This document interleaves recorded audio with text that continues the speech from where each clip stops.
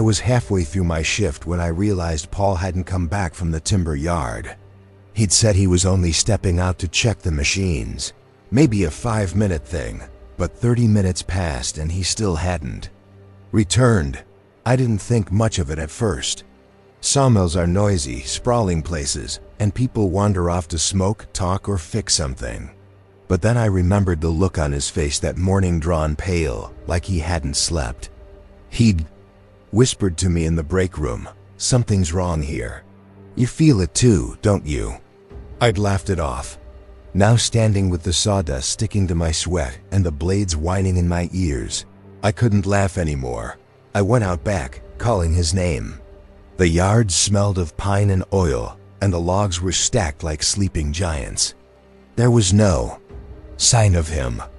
Just the sound of the river, not far beyond the tree line, and the occasional creak of the mill itself. I checked the shed, the loader, even behind the piles where we sometimes hid for a quiet moment. Nothing. By the time I circled back, everyone else was still working, as if nothing had happened. I asked Sean, one of the older guys, if he'd seen Paul. He looked at me strangely, his jaw tightening before he said, "Maybe he went home sick." Then he turned back to his work. I didn't believe him. Nobody leaves without signing out. And besides, Paul's car was still in the lot. I went to the office to ask the boss, Mr. Taker, who. He was in his 50s, broad-shouldered, with a face carved like wood. He always carried himself with this unnerving calm, like he was watching something none of us could see. When I told him about Paul, he fixed me with this slow, deliberate stare. "People get tired," he said. "Sometimes they walk away." His voice was soft, almost gentle, but it chilled me. Something in the way he said it sounded final, as though he knew Paul wasn't coming back. That night I couldn't sleep. Every creak of my house felt loaded, and when I finally drifted off, I dreamed of logs bleeding, thick red sap running down the bark, and voices whispering from inside the wood. When I got back to work the next day, nobody mentioned Paul. Not one word. It was as if he had never existed. His locker was empty, his gear gone. I felt dizzy, like reality was slipping. I asked Sean again, pressing him this time, and he snapped, "Drop it. Just drop it. You don't want to know." Then he walked off, shaking his head. Over the next week, 2 more workers disappeared. First Lena, who'd been loading pallets, and then Craig, the forklift driver. Both vanished mid-shift, both cars left behind. And every time, the same silence, the same eerie reveal of their belongings, as if the place itself swallowed them whole. I couldn't stop thinking about what Paul had said. Something's wrong here. I decided I had to see for myself. On the 3rd night after Craig vanished, I stayed late. I told the others I'd forgotten my jacket. By the time the lights were out and the last car pulled away, I was crouched behind a stack of timber near the main shed. The night pressed in heavy, the river whispering beyond the mill. Around midnight I saw movement, Mr. Takeahoo stepping out of his office, carrying something wrapped in burlap. He moved with purpose, crossing the yard to the old storage barn at the edge of the property, the one we never used anymore. He pushed the door open and slipped inside. I waited until he'd been gone a while before I crept over. My heart was pounding so hard I thought he'd hear it. The barn door was slightly ajar, just enough for me to peer in. What I saw froze me. The floor was covered in markings, carved symbols, circles with jagged lines, etched deep into the timber. Planks. In the center lay the burlap bundle, and as Takeahoo unwrapped it, I saw a pale arm flop out. It was Lena. I clapped my hand over my mouth, biting hard into my knuckles to keep from screaming. He laid her body down like she was an offering, muttering words in a language I didn't understand, though it sounded old, heavy with ritual. Then he lifted a blade. Not a work blade, not a saw. This was something ceremonial, obsidian dark, with carvings along the hilt. He raised it high and spoke louder, his voice trembling with conviction. "Release me from the cycle. Let the warrior rest." Then he brought the blade down into her chest. I staggered back, nausea flooding me, and I nearly toppled a pile of old crates. The sound must have carried, because his head snapped up. I bolted before I could see his face. I didn't sleep at all that night. My mind raced with images, the symbols, the knife, Lena's body. I wanted to go to the police, but what could I say? That my boss was killing workers in some kind of reincarnation ritual. They'd laugh, or worse, tell him what I said. The next morning, I came in shaking, ready to quit. But when I walked through the yard, there was Lena alive, smiling faintly, stacking timber. My blood turned cold. Her skin looked pale, her eyes unfocused, but she was there, breathing, moving. I cornered Sean at lunch, demanding answers. His face crumpled. You weren't supposed to see. He brings them back. He rubbed his forehead, whispering. He believes he's a warrior cursed to fight forever.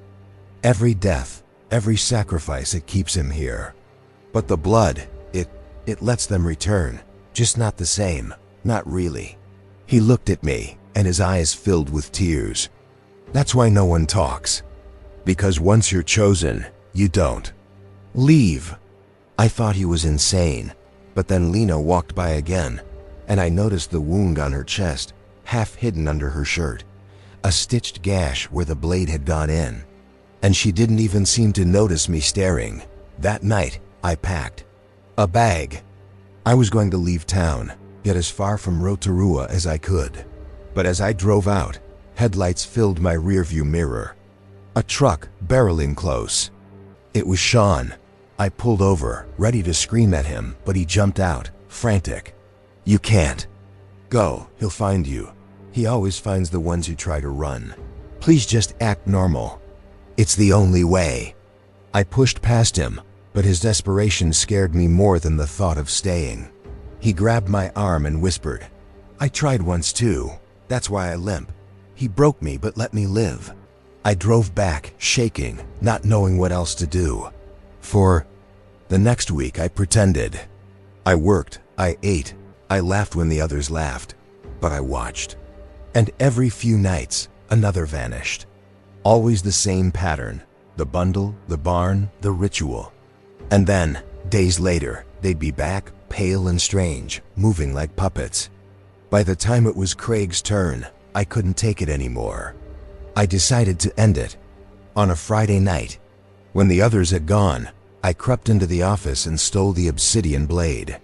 It was heavier than it looked, the carvings biting into my palm. My plan was desperate and stupid.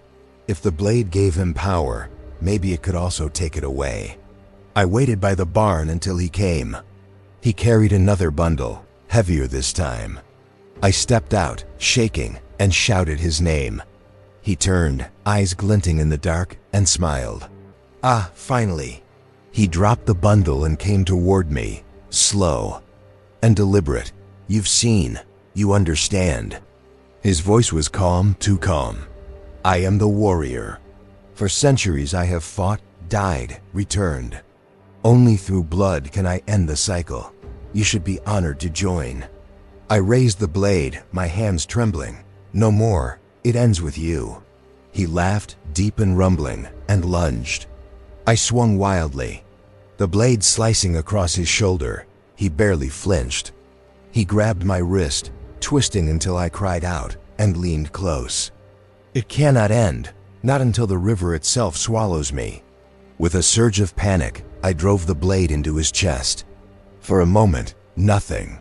His eyes widened, surprise breaking his calm. Then he staggered back, choking.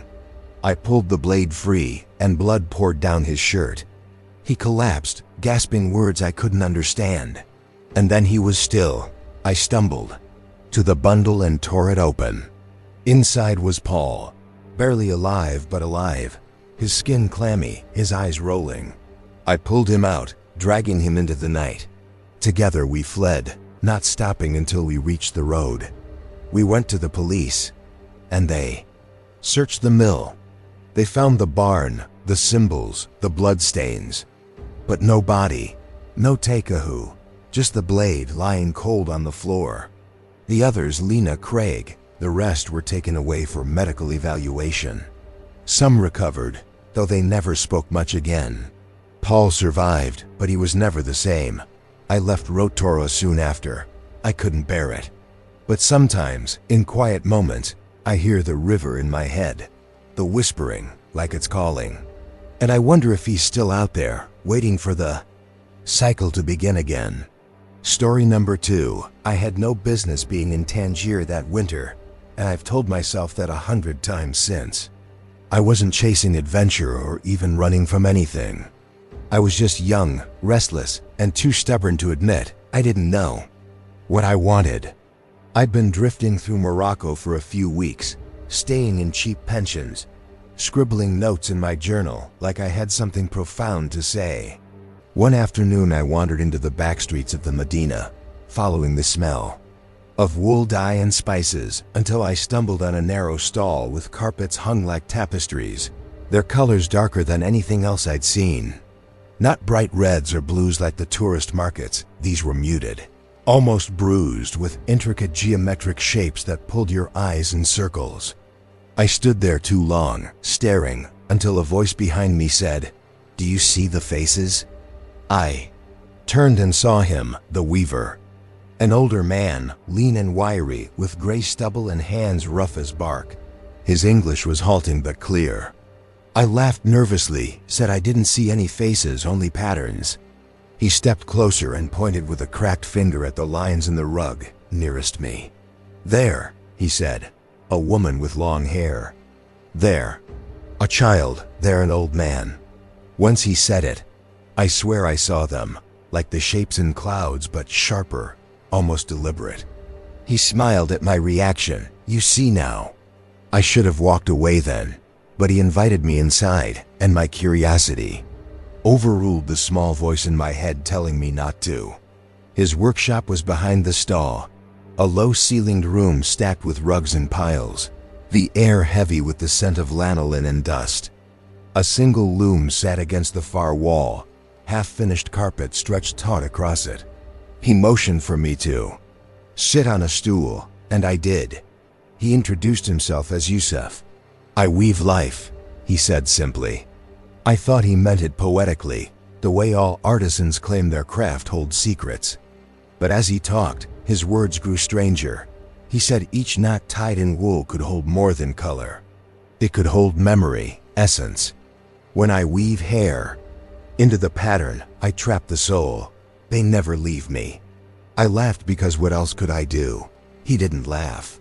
He pulled a small bundle from under the loom, unwrapped it carefully, and showed me a lock of hair tied with red thread. Dark, coarse strands, human, unmistakably. My stomach tightened, and I forced a smile, telling myself maybe it was a tradition I didn't understand. "Tourists bring me hair," he said. "They want to live forever in my carpets." I nodded quickly, pretending to be impressed, and made some excuse about needing to meet a friend. He didn't try to stop me. He only watched me leave, his eyes steady, like he knew I'd be back. That night I couldn't sleep. My mind kept circling back to those rugs, the faces hidden in them, the hair. I told myself it was just an eccentric old man with strange habits, but something in his calm certainty unsettled me.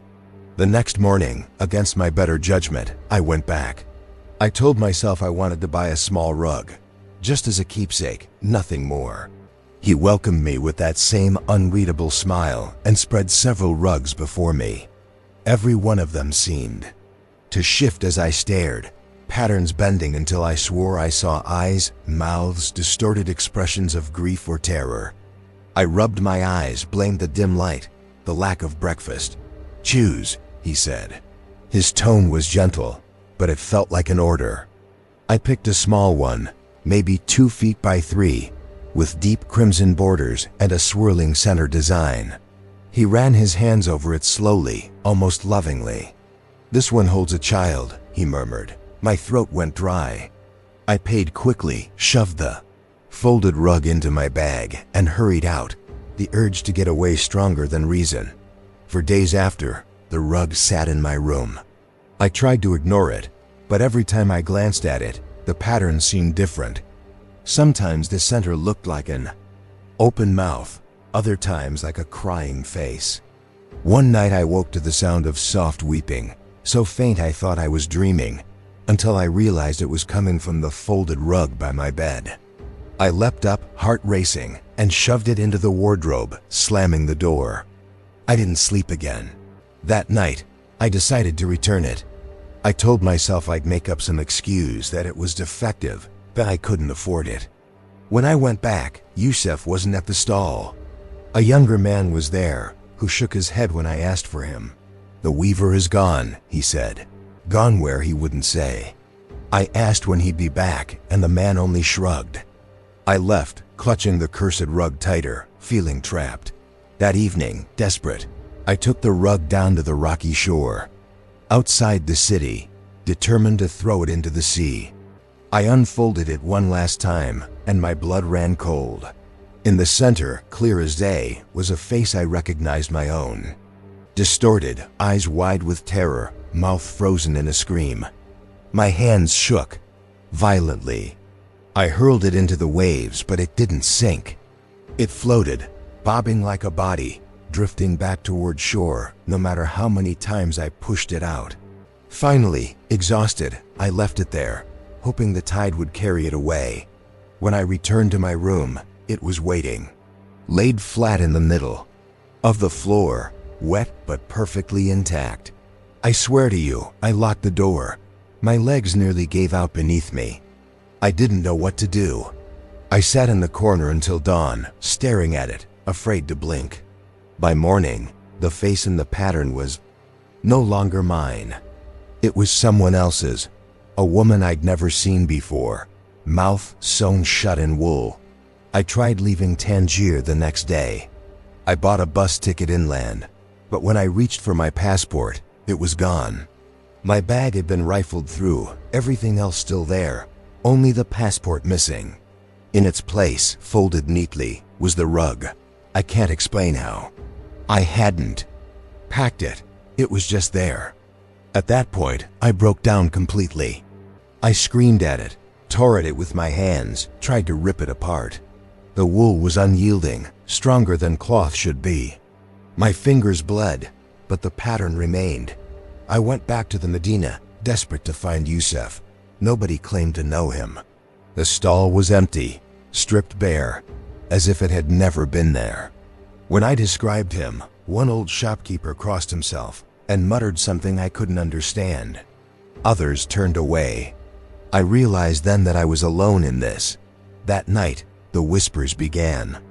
Not crying this time, but voices, dozens of them, tangled together, coming from the rug.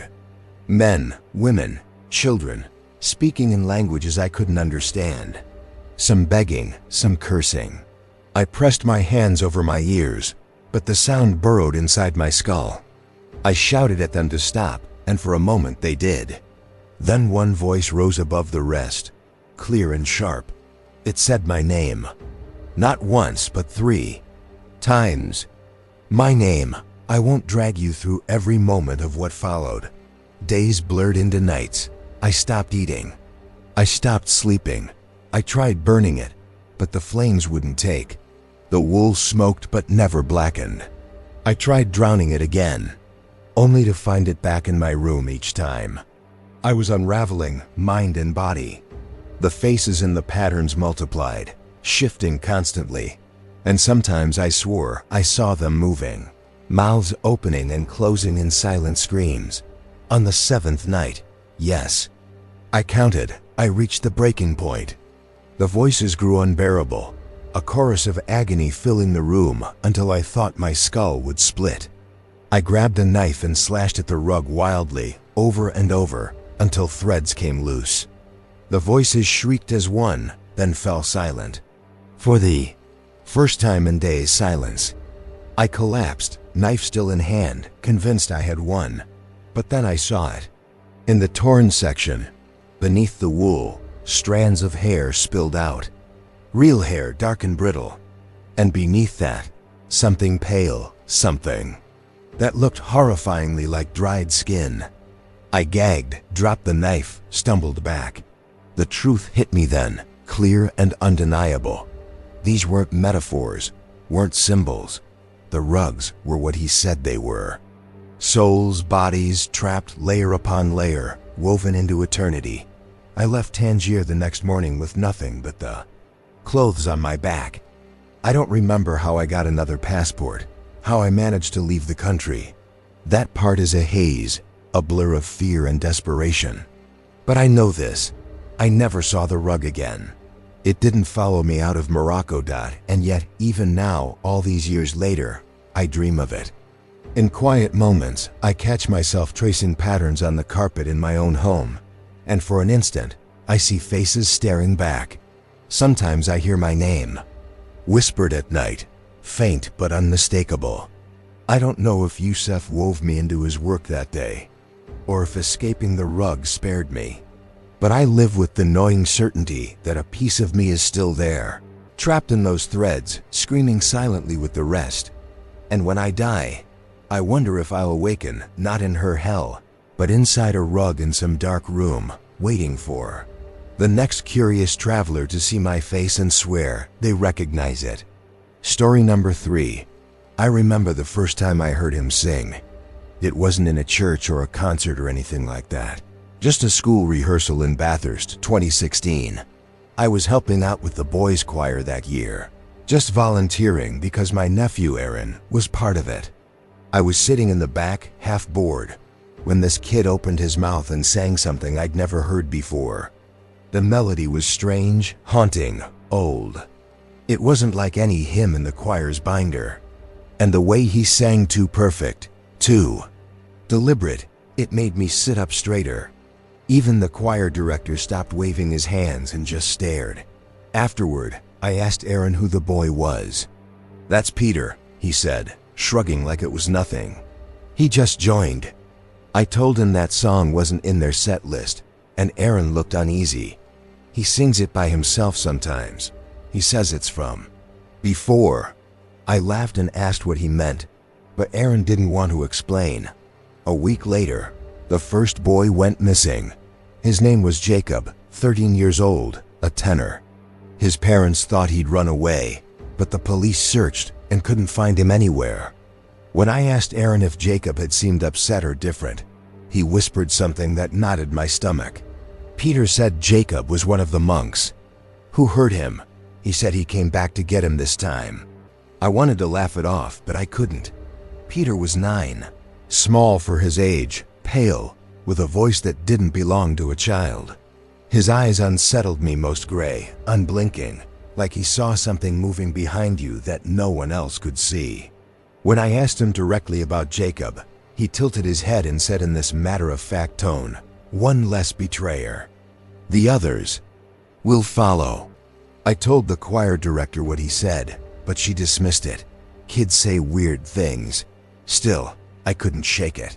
Especially when, a month later, another boy, Michael, vanished after practice. His bike was found near the old convent on the hill.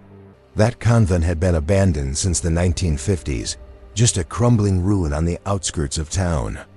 Everyone said it was dangerous, unstable floors, and snakes, but Peter had been caught wandering near there before. I begged Aaron not to go near Peter. "Don't talk to him. Don't walk home with him," I said. But Aaron looked guilty, almost frightened. "He already told me," he whispered. "He said I was there too. He said I was the youngest monk who mocked him before they drowned him. He said he remembers me." Those words froze me. Drowned him? Monks? I asked what Peter meant, but Aaron wouldn't repeat it. He just looked down and shook his head.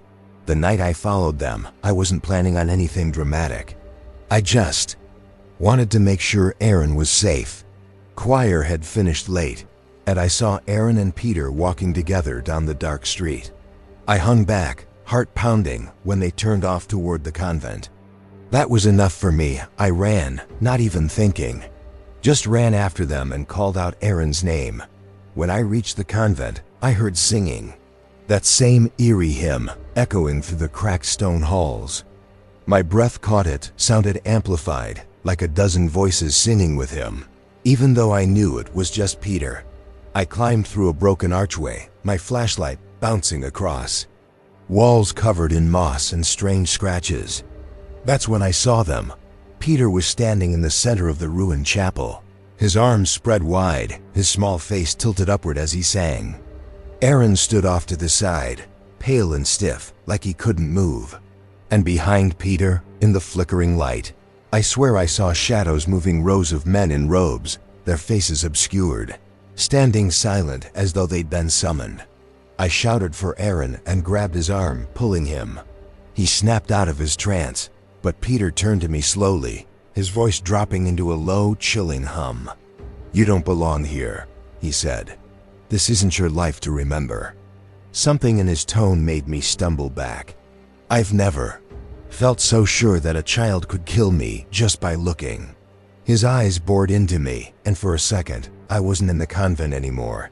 I was underwater. Cold, murky water filling my lungs, and men's hands holding me down. I could hear chanting, laughter, the rush of bubbles as I kicked and clawed. I saw Peter's small face in the water, terrified, begging for mercy. Then darkness. I came back gasping, on my knees, coughing. Aaron was tugging me, screaming at me to run, and when I looked up, Peter was smiling. "Now you know," he said. "We ran. I don't even remember how we made it out. All I know is when I looked back through the archway, Peter was still standing there, singing again, and the shadows moved closer around him. The next day, Michael's body was found in the river. The report said drowning.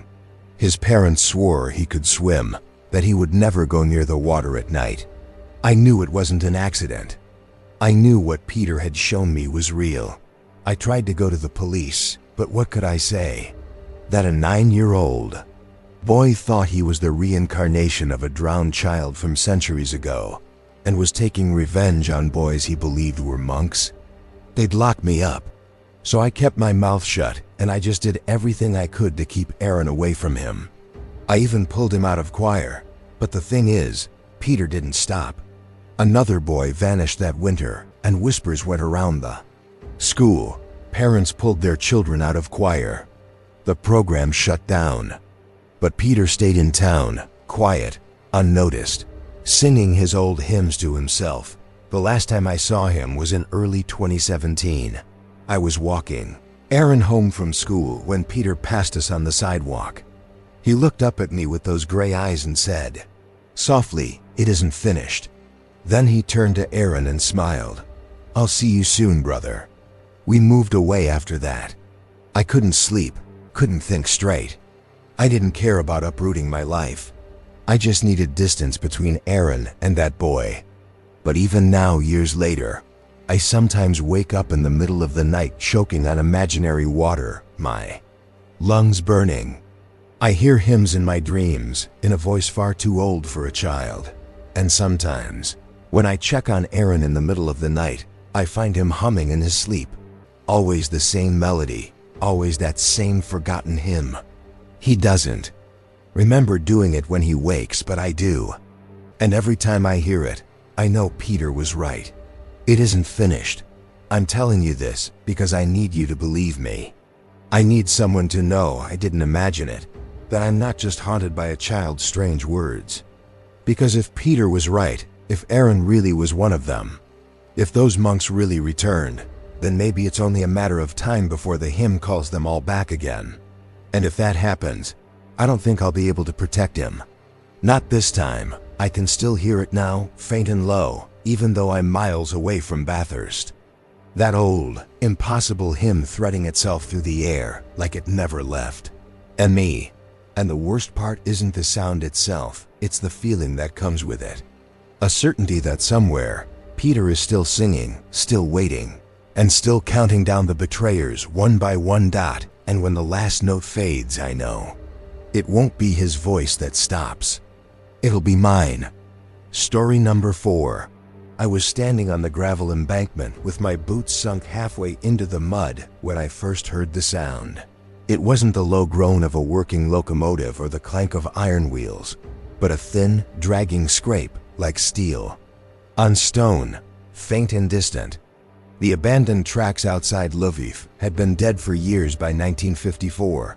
Everyone knew it. The line hadn't seen a real train since the derailment that killed nearly an entire crew a decade earlier. Still that night, the sound came again, faint but steady, as if something was trying to drag itself back onto the rails. I remember turning to Petro, one of the older workers, and seeing his face tighten. He spat, muttered a prayer under his breath, and told me not to listen. But it was impossible not to. We'd been sent there because men kept disappearing. First it was one of the track inspectors, then a pair of boys who'd wandered too close, and finally a foreman who swore he'd only gone to take measurements. Their bodies never turned up. My supervisor wanted someone young and stupid enough not to be superstitious, as he put it, to help survey the site. That someone was me. I was 23 and still believed most things had an explanation. I kept telling myself we'd find some drifter squatting in the station, maybe thieves, using the tunnels. But when we reached the stretch of broken rails near the old bridge, the air was heavy with something I can't name, like being watched, like being pulled into someone else's breath. Petro refused to go farther, so I went ahead alone. Every step on the old wooden ties felt unstable, like the tracks wanted to slide beneath me. I crouched to check one of the rails, half rotted and split, when I heard movement, actual footsteps this time, dragging in the gravel. I froze.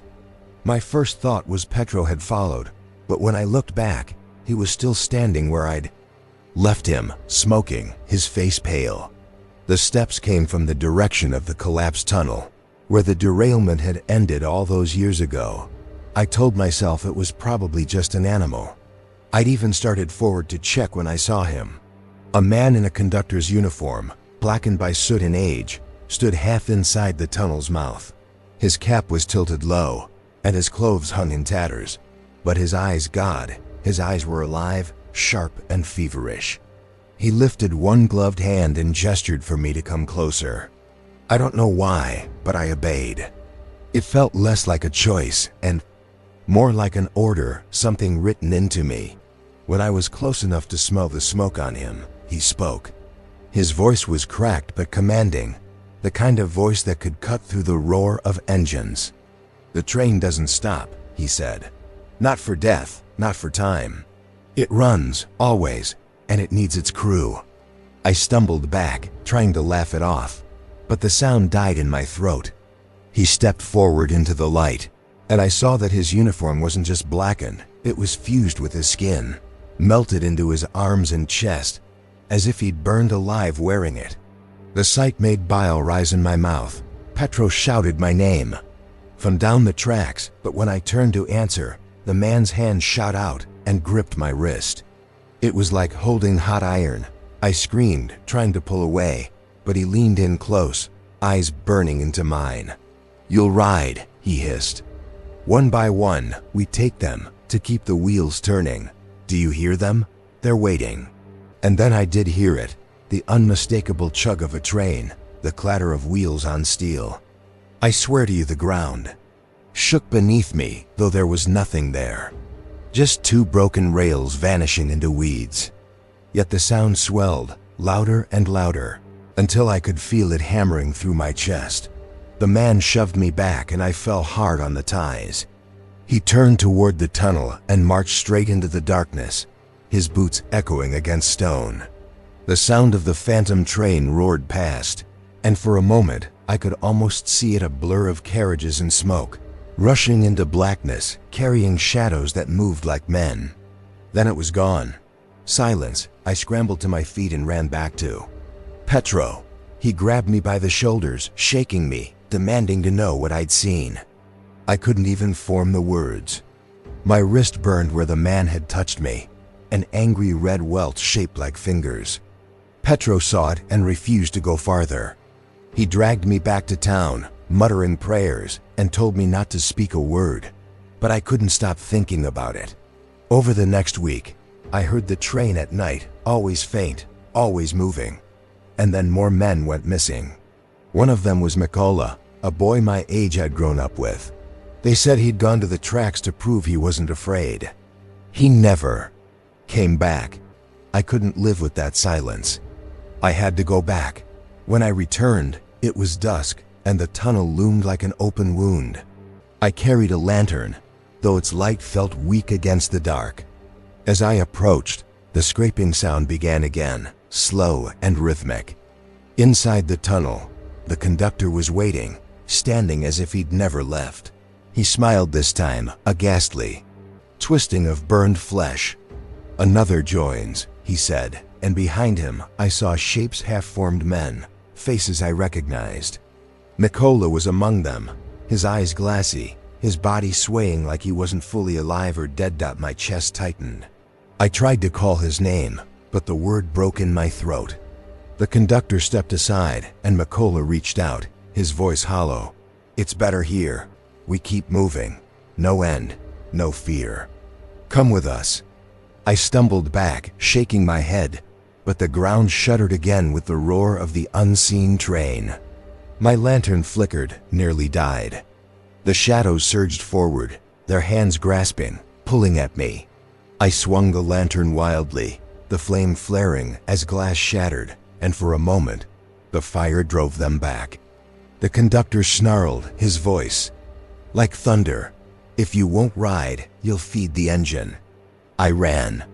God, I ran like I've never run in my life, out of that tunnel, down the rotten tracks, the sound of footsteps and wheels hammering behind me.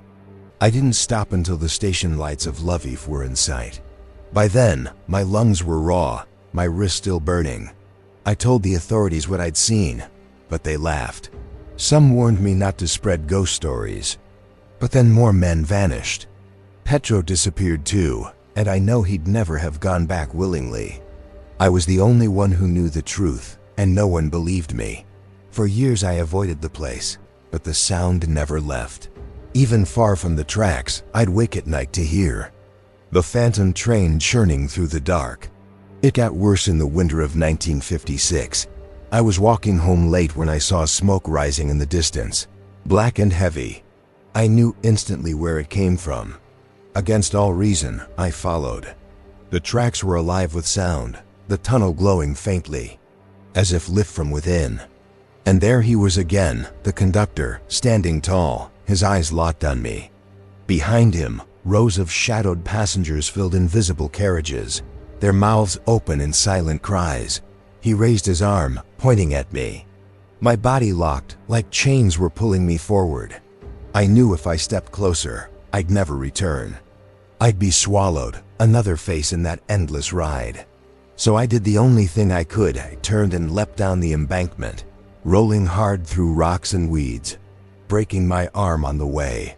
The spell broke. By the time I dragged myself up, bleeding and shaking, the sound had faded. The tunnel was empty again. That was the last time I saw him, but I've never been free. The burn on my wrist scarred into my skin, dark and twisted, like iron, and sometimes when I close my eyes I'm back there, standing on those broken rails, the ground trembling beneath me. I hear the conductor's voice, steady and cold. The train doesn't stop, not for death, not for time. I know one day it will come for me, and when it does, I won't be able to run. Because the truth is, part of me already hears the call part. Of me wants to board, to see where that endless track leads. And when I finally vanish, they'll say I was another fool who wandered too close. But you'll know the truth. You'll know I was claimed, just like the rest, to keep the wheels turning forever. Story number 5. I was halfway through the third stack of cemetery records when I noticed the first mistake. At least I thought it was a mistake. My pen stopped over the fragile page, the ink drying at the tip as I stared at the name. Isidora Contreras. Died 1821. Fall from a bell tower. The words were too neat, too deliberate, like the scribe had wanted them to stand out. I read it again, then flipped the brittle page forward, but my mind was already somewhere else. Because just 2 days before, in the real world, my colleague, Mauricio, had died in a fall. He was the one who trained me when I started this job at the archive in Valparaiso, always joking about how the records smelled like old coffins. He'd fallen from scaffolding while repairing his own house. That detail wasn't in the papers, but we all knew. His wife had told us. And now here it was in front of me, word for word, but written down nearly 200 years earlier. I tried to laugh it off, but my stomach knotted. I told myself I was tired, overthinking. The archive's walls always pressed in with their dust and silence, and sometimes the brain sees patterns where none exist. I copied the record, closed the book, and moved to the next name. But my hand was shaking. By the end of that week, 2 more of my colleagues were dead. First Marta, who oversaw the binding room. She'd burned alive in a kitchen fire at her apartment. And then Esteban, who collapsed in the street from what doctors called a sudden seizure. I remember sitting at my desk, trembling as I opened the register again, and there they were. Marta's name from 1834, consumed by accidental fire. Esteban, 1847, fits of convulsion, expired in Market Street. The handwriting was identical to the earlier entry. It wasn't just coincidence anymore. I didn't tell anyone at work. What was I supposed to say? Hey, I think the cemetery ledgers are predicting our deaths? Instead, I kept it to myself, and it festered. I stopped eating properly. At night, I dreamed of parchment pages that bled when I turned them, names whispering themselves aloud as though the dead resented being transcribed. I tried to quit, but the director insisted I stay on. "You're one of our best," she said. Best? I was shaking so badly my notes looked like scribbles. One afternoon, I decided to test the pattern. I flipped ahead in the same volume, looking for more names. My breath caught when I found the next line. Rosa Medina, drowned at sea, 1822. Rosa. My colleague Rosa. The quiet woman who handled correspondence, who ate lunch by herself at the back desk. The moment I saw it, bile rose in my throat. I shoved the book closed and swore I'd warn her. The next morning, I cornered her by the stairs. "Rosa," I said, lowering my voice so the others wouldn't hear. "You need to be careful near the ocean," she blinked at me. "The ocean? I know it sounds strange, but just trust me. Don't go near the water this week." She frowned, clearly unsettled. "What are you talking about? Are you okay?" I didn't know how to answer. My mouth opened and closed, and then I muttered something about a bad dream. She gave me a pitying look and walked away. 3 days later, her body washed ashore near Playa Ancha, drowned. No witnesses. After that, I broke. I went to the director, slammed the register on her desk, and showed her the entries. "Look at this. These are our people. One by one, they're being killed the same way these records say. We're just copying their deaths like some sick prophecy." She glanced at the book, then at me, her expression unreadable. Finally, she pushed it back toward me. "I think you need rest. We're archivists, not prophets. Don't let your imagination run wild." That was it. No concern. No investigation. Just dismissal. I wanted to scream. But when I looked around the office, I saw it, their faces, pale in the lamplight, hunched over yellowed paper. All of us. Like insects trapped in amber. And I realized the others wouldn't believe me either. So I kept going, page after page, name after name. Each night I copied down the deaths of people long gone, but in my head, they became faces I knew. I began to mark them, tiny dots in the margin whenever I recognized a name. By the time spring came, half the staff was gone. Fire, illness, accident, disappearance, it didn't matter. The book recorded it first, and then reality obeyed. I started drinking at night, trying to blunt the edges of dread. But the more I drank, the clearer the whispers became. I'd sit alone in my apartment and hear pages turning in the dark, voices, murmuring names I hadn't yet transcribed. My own name sometimes, drawn out like a cruel lullaby. I'd shout back at them, tell them I wasn't afraid, but my hands told the truth. They never stopped shaking. The last straw came in May. I opened a new section of the ledger, and there it was, written in the same looping script. Camila Reyes, strangled with twine. 1823. Camila, my closest friend at the archive. The One who brought me coffee when I looked exhausted, who joked about sneaking cigarettes behind the stacks. I slammed the book shut so hard dust burst into the air. My breath came ragged, and I told myself I could change it. I'd already tried with Rosa and failed, but I refused to just sit back this time. That evening, I followed Camila home. She laughed when she saw me outside her building. "What are you doing here?" "I just look. Don't let anyone in tonight. And check your doors. Please, Camila." Her smile faded. "You're scaring me." "Promise me," I begged. "Promise you'll be careful." She hesitated, then nodded slowly. I went home, restless, unable to sleep. Hours crawled by. Then, just after midnight, the phone rang. I already knew what it would be. Camila dead. Found in her apartment, a length of twine dug deep into her throat. I don't remember the next day. Only fragments. The police questions, the director's expression, the sound of my own pulse in my ears. I woke from a blackout in my own bed, the ledger open beside me. And there, written neatly across the page, was my own name, Alexis Rivera. Throat slit, 1823. I wanted to tear the book apart, burn it, destroy it, but some part of me knew it wouldn't matter. The pattern wasn't in the paper, it was in us. We were living out lives that had already happened, pawns replaying deaths that belonged to people long buried beneath Valparaiso's soil. Reincarnations chained to a script older than our bodies. Still, I tried. I tore the ledger apart that night, ripped every page into strips and flushed them down the toilet. The ink bled into the water like veins. I laughed, half mad, convinced I'd beaten it. The next morning, the director handed me another volume. "Start fresh," she said. "This one covers 1824. I froze. The handwriting was identical. The same neat loops, the same precise strokes. As if the hand that wrote it never died. I quit that day. Walked out without looking back. I couldn't stay in that building with its walls full of dead voices. But leaving didn't help. I still hear them. Every night, when the city quiets, I hear the shuffle of parchment, the scratch of a quill. And sometimes when the sound stops, I hear my own name whispered, waiting for the ink to dry. You think I'm safe because I'm telling you this now.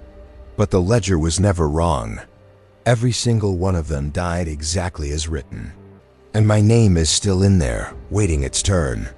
My throat still feels phantom pressure, like twine pulling tighter with each passing day. I don't know when it'll happen. Maybe tonight, maybe tomorrow. But it will.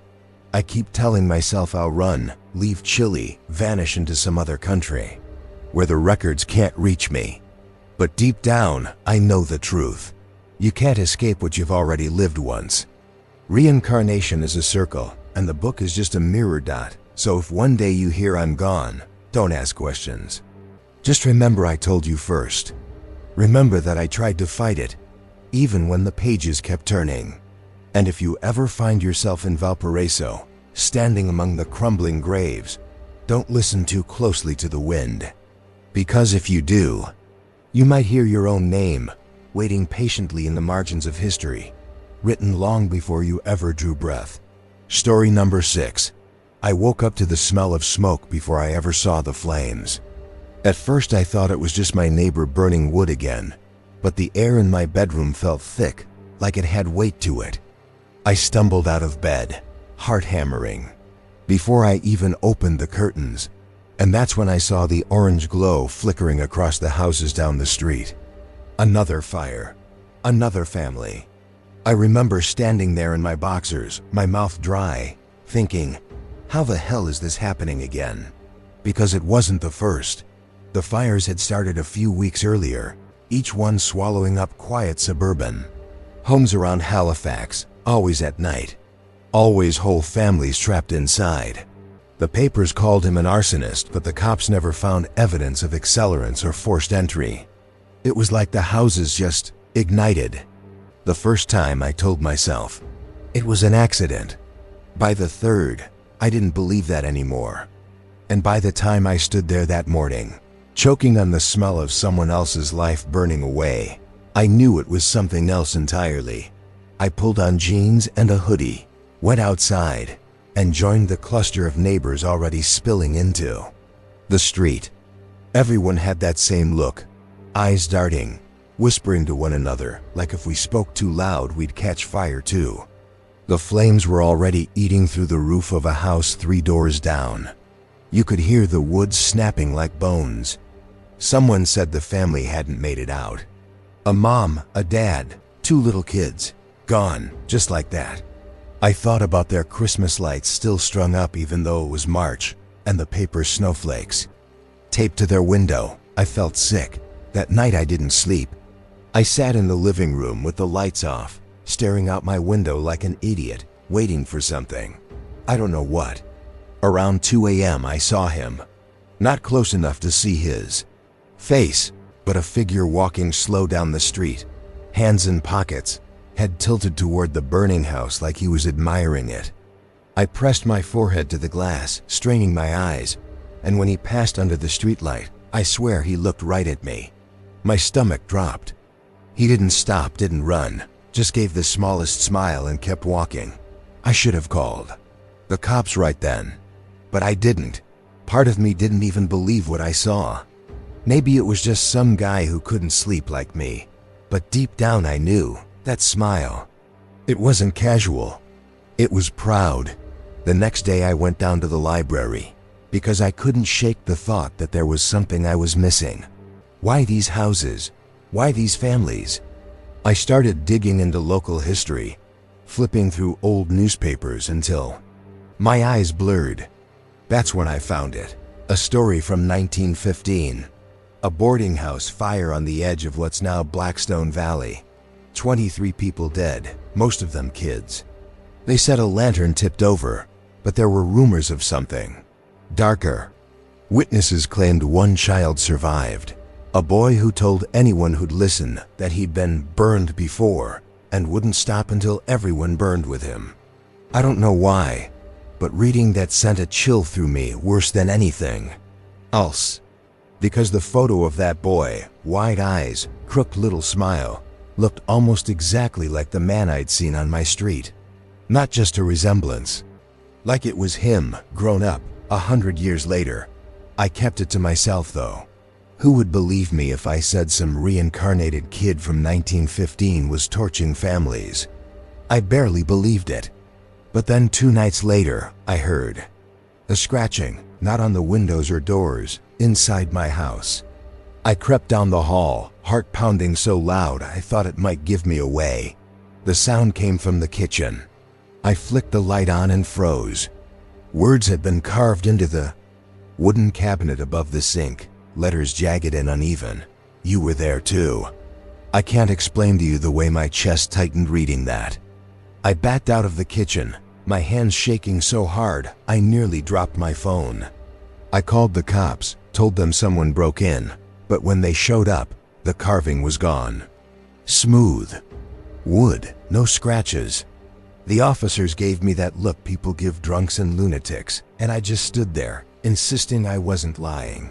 They left after a while, telling me to get some sleep. I tried. God, I tried. But that night I dreamed of fire. Not just smoke and flames. I dreamed I was a kid again, trapped in that 1915 boarding house. I could feel the heat blistering my skin, smell my own hair burning. I remember clawing at the walls, screaming until my throat tore. And through the fire I saw him, that boy. He looked at me like we knew each other, like I belonged there with him. And when I woke up, my bedsheets were damp with sweat and ash. Ash, like someone had rubbed it across my skin. That was when I started doubting my own sanity. Maybe I was losing it, seeing connections where there weren't any. But the fires kept happening. 2 more houses in the span of a week. And every time I saw him, standing just far enough away, blending into the crowd, watching the flames. With that same twisted pride, I wanted to confront him, but every time I tried, my legs wouldn't move. Like some part of me knew it wasn't a fight I could win. Finally, I couldn't take it anymore. I followed him. One night after another blaze, when the sirens were still wailing in the distance, I saw him slip into the side streets. My heart was in my throat, but I kept my distance, trailing him past shuttered shops and empty lots until he stopped in front of an old condemned building. Blackstone boarding house, at least that's what the crumbling sign said. I hadn't even realized it was still standing. He went inside. I stood there for a long time, debating if I was insane enough to follow. But something pulled me forward. Like if I didn't go in, I'd regret it forever. The place smelled of rot and smoke, even after a century. The floors groaned under my weight. I heard him before I saw him, humming softly, a lullaby almost. Then his voice, "You remember, don't you? The night we burned together." I stepped into the room. He was sitting cross-legged in the ashes of what used to be a common hall, a circle of burned wooden beams around him like a shrine. His face was young but lined, eyes too bright, like they didn't belong in this world. He smiled when he saw me. "You survived once," he said, his voice calm, almost kind. "But you were meant to burn. That's why you came back. That's why I came back." I wanted to deny it, to tell him he was insane, but the words stuck in my throat. Because deep down, something in me remembered. Not clearly, not fully, but enough to make my stomach twist. He stood, slow and deliberate, and pulled a matchbook from his pocket. "This time," he whispered, "we finish it." He struck the match, and the room flared orange. My instincts took over. I lunged at him, slamming the match to the floor before it could catch. We struggled in the ashes, coughing, clawing at each other. He was stronger than he looked, but desperation gave me an edge. I grabbed a beam, swung it hard, and it cracked against his skull. He went down groaning, and for a second I thought it was over, but as he lay there, blood pooling under his head, he smiled again. "Another fire will come," he whispered, "even if it's not me." "We always come back," I ran.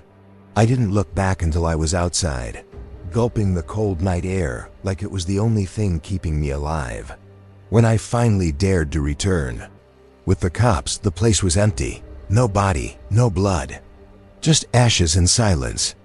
They told me I imagined it, or maybe I was drunk. But I know what I saw.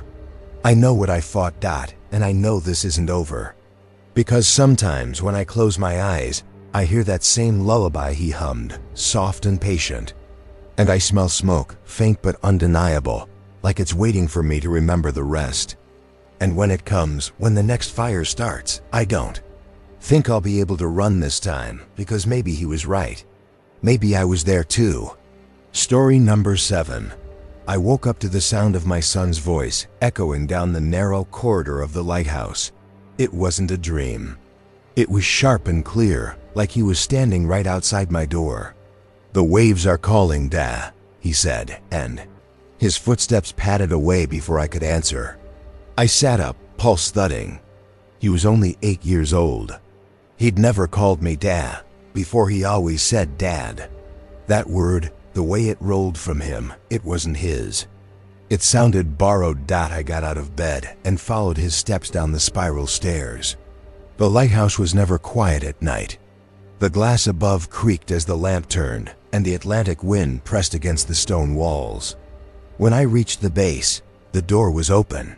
He stood outside on the rocks in his pajamas, staring out toward the black water.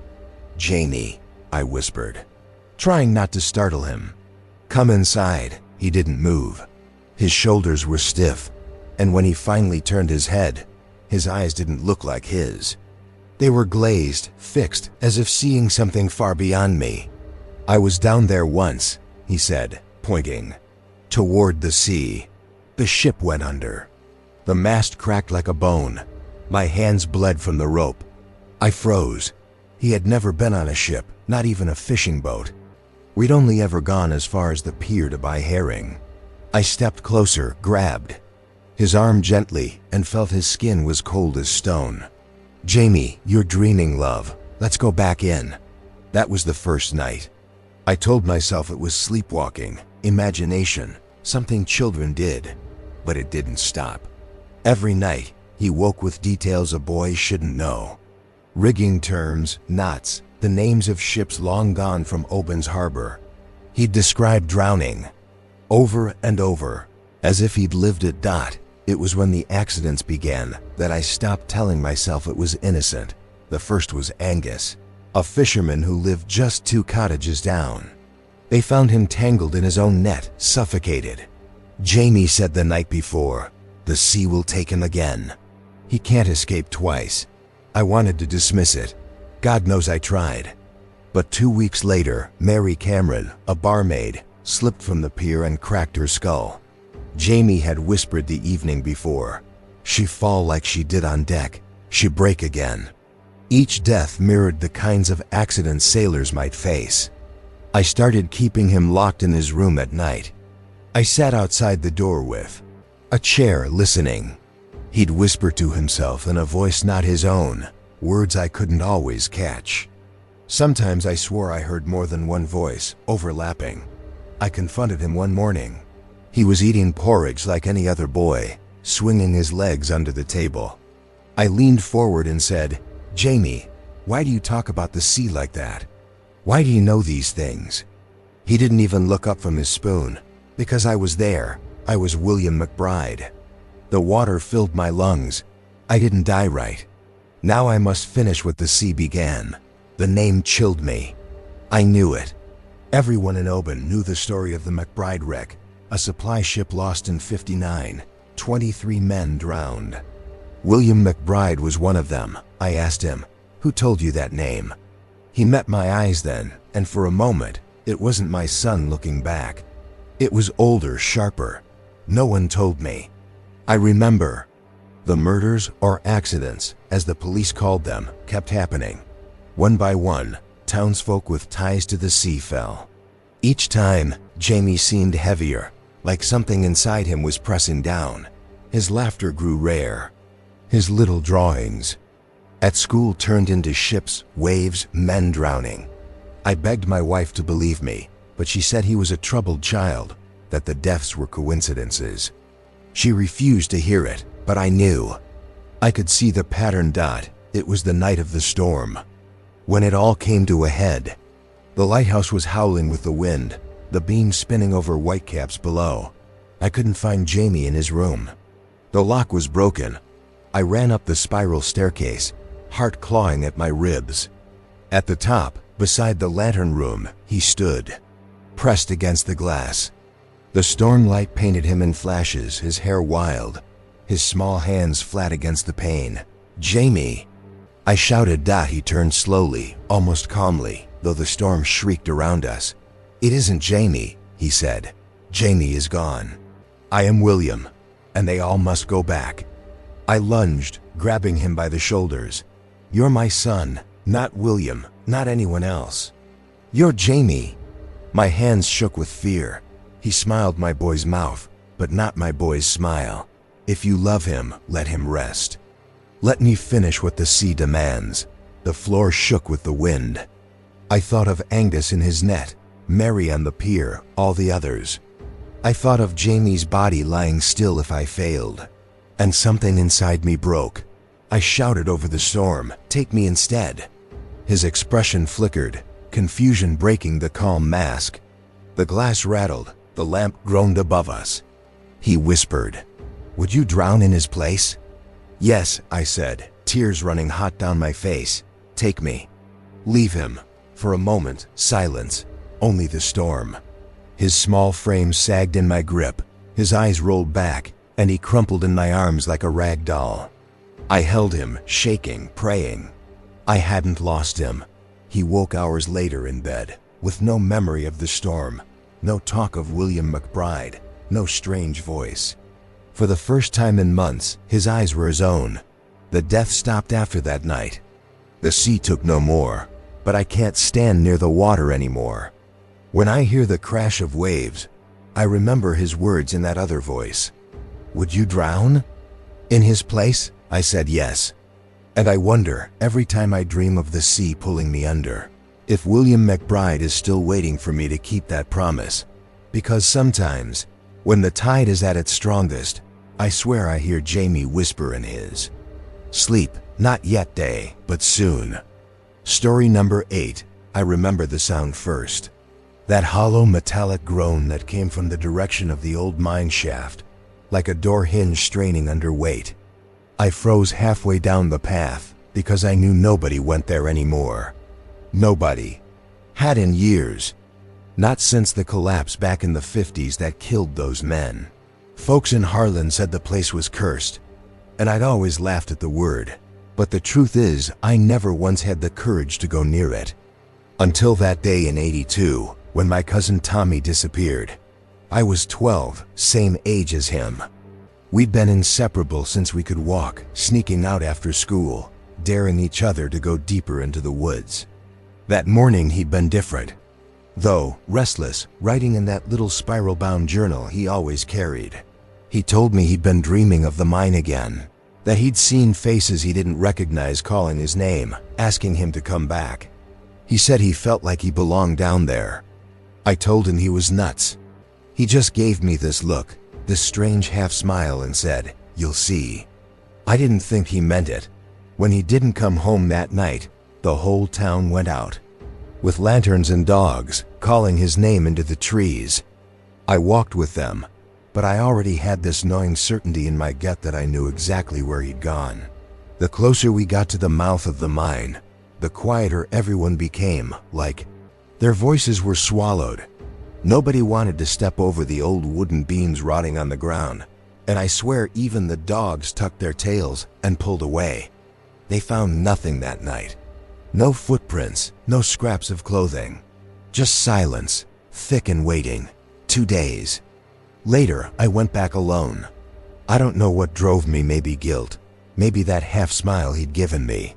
The closer I got, the more wrong everything felt. The trees grew too close together. The air smelled like rust and ash. When I reached the mouth of the shaft, I stood there for the longest time, staring into that black opening. My chest was tight, and my ears rang like I was standing too close to a church bell. Then I heard it again, that same groan I'd heard days before, metal dragging against rock, deep inside. I told myself I'd just take one step in, just enough to prove to myself there was nothing to fear. The ground crunched under my shoes, and I couldn't hear birds anymore. I couldn't hear anything at all except my own breath. My flashlight beam bounced over stone and rotted timbers, carving out little slices of the dark, but the light seemed weak, swallowed too fast. And then I saw something that made my stomach flip. It was Tommy's journal, lying in the dirt a few feet in. I picked it up with trembling hands, brushing coal dust off the cover. The last page was open. His handwriting was jagged, frantic, as if written in a rush. "They're calling me home." I remember the roof falling. I remember the weight. They said I never left. I have to finish what I started. I read it twice, my hands shaking worse each time. And that's when I heard the cough. It was faint, but unmistakable. A dry, wheezing sound echoing from deeper in the shaft. "Tommy?" I whispered, my voice so small it didn't even sound like me.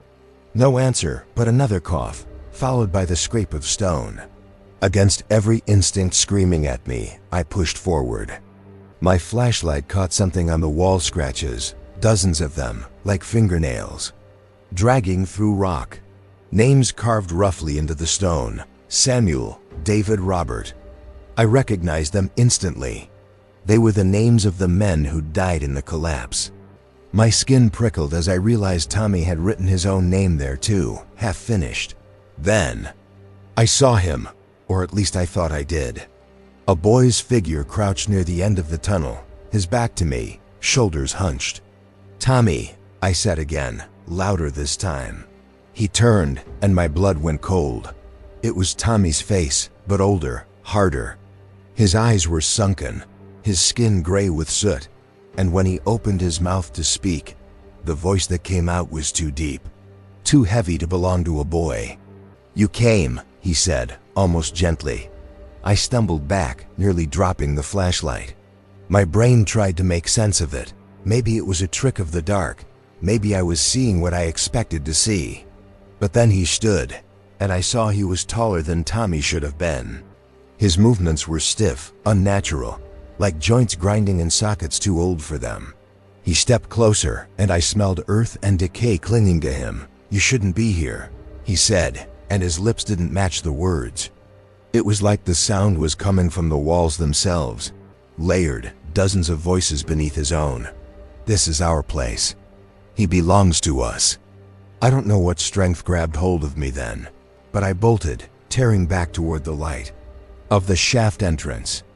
My legs pumped without thought, lungs burning, until I stumbled into daylight, gasping. I didn't stop running until I reached the edge of town. When I finally dared to look back, the woods were still. Nothing chased me, but I swear I could feel eyes watching from the dark.